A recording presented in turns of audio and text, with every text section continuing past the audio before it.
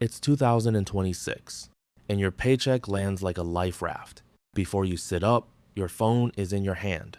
You open your investing app because the internet says, start now. Confetti pops, green arrows dance, and you feel responsible. Then you check your credit card, and the minimum payment laughs at you.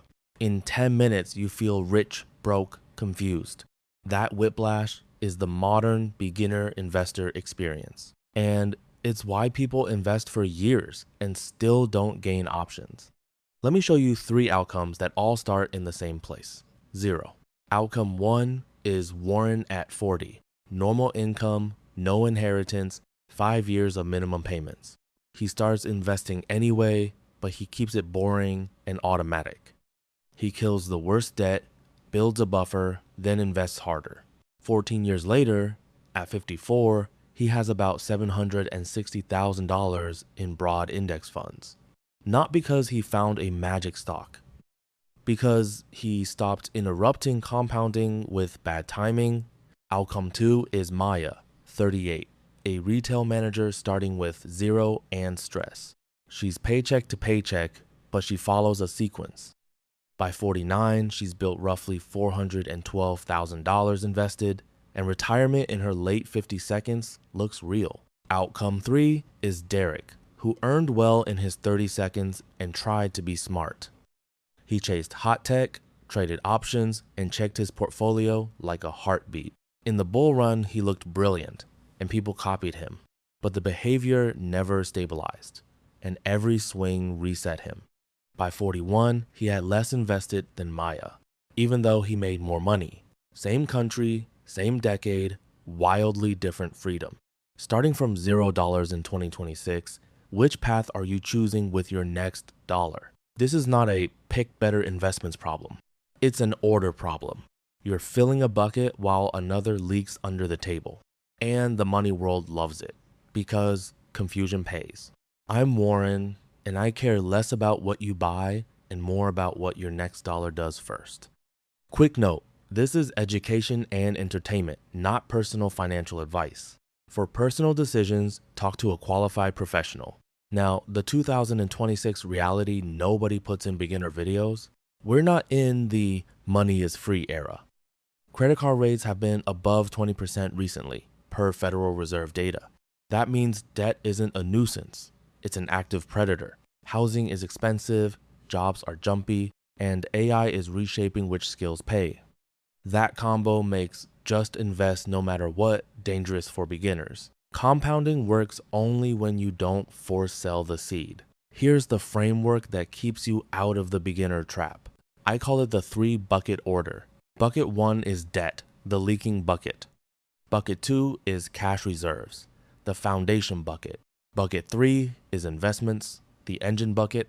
Most people rush to bucket 3 because it feels exciting. Then bucket 1 drains them in the background. Let's name this mistake the bucket leak trap. It looks responsible on social media. It feels like drowning in real life. We fix it by sealing leaks before building the engine. Bucket 1 starts with a brutal truth. With double-digit credit card debt, investing is uphill in sand. Paying it off is a guaranteed return equal to the APR. A 22% APR isn't kind of bad, it's an emergency with a smile. No index fund promises a guaranteed 22% this year. So your first win is boring, erase the worst debt.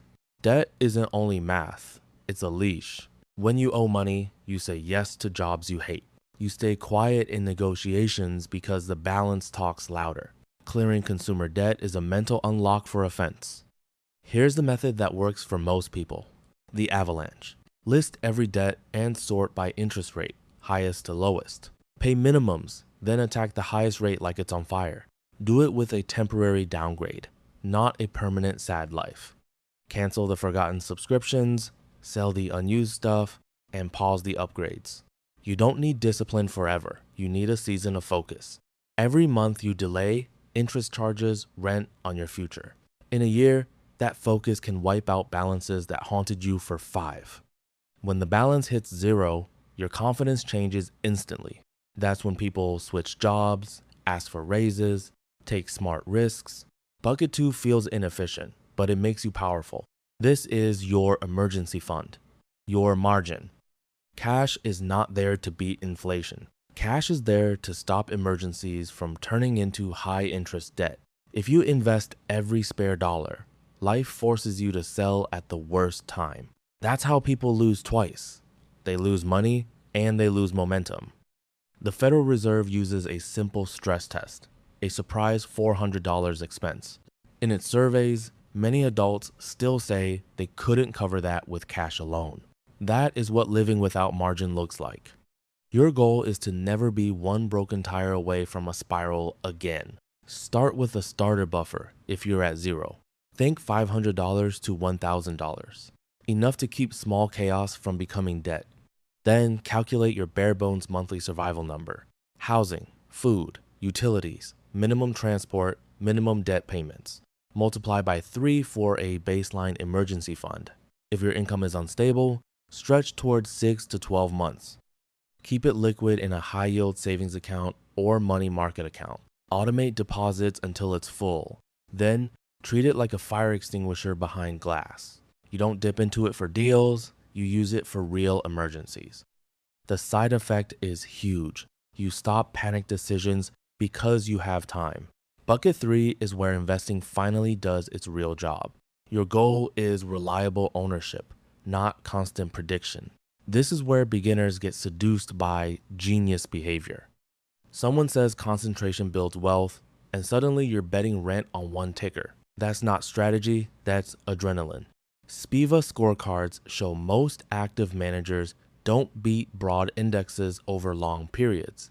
If professionals struggle after fees, beginners who trade a lot usually do worse. So we build a boring core. Think low-cost total market index funds plus international exposure if it fits.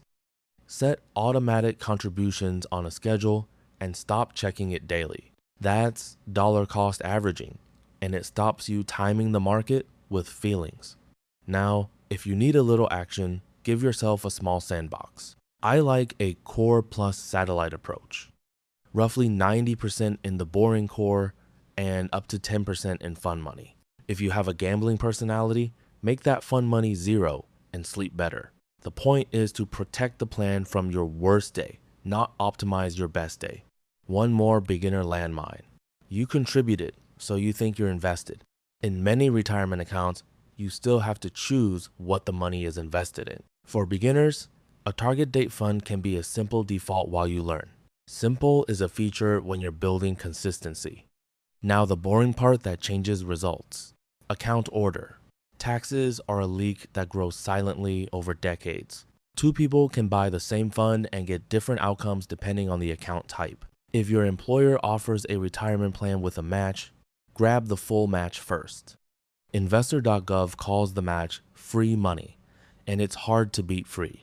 Next, consider an IRA if you're eligible. The IRS says the IRA limit is $7,500 for 2026, higher if you're 50 or older. If you qualify for a Roth IRA, qualified withdrawals can be tax-free later. If you have an HSA through a high-deductible health plan, learn it like a cheat code. The IRS explains, HSAs can be tax-advantaged and tax-free for qualified medical expenses. After that, raise your employer plan contributions toward the annual limit. Only after that does taxable investing become the next step. That lockup is annoying, but it protects you from rating your future for a weekend upgrade. To make this bulletproof, automate everything and write crash rules now. Now, the real accelerator is not a secret ETF. It's income. Budget cuts have a floor, but income growth can change your whole timeline.